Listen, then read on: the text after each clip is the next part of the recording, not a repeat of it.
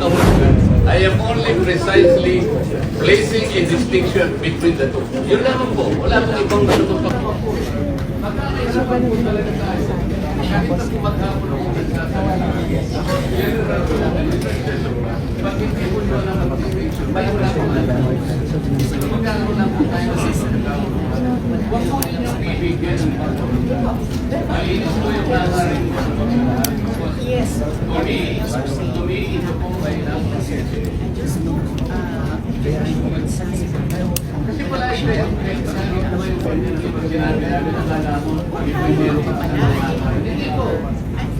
Gusto ko po malinawan ninyo, I am precisely dividing the distinction between the general provision and the special provision. Ako po bibigyan ng pero po. Pinipilit ko ipaliwanag po sa abot ng aking kakayang may paliwanag sa English and ang Filipino. We understand the distinction between the two. Baka po, hindi ba na po tayo ng matagal. So, huwag po nyo bibigyan ng masamang kaulat sa inyo. Pinipilit ko po makatulong sa ating lahat.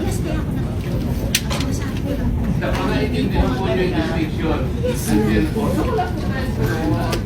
I am trying to premise my discussion, my argument on the validity and supremacy of the expression Angie? G? Angie. Angie. Sinabikin niya po eh, pero ayaw niyo naman akong pakinggan. Napakasimple po ng distinction na pinipili. Huwag po, ang pakiusap ko lang po, huwag kayo magbibigay ng masamang kahulugan. I am only precisely placing a distinction between the two. Yun naman po, wala pong ibang masamang kahulugan doon. Eh kasi po yun kayo ng friends. Huwag pong ganon. Huwag pong ganon. Huwag pong ganon.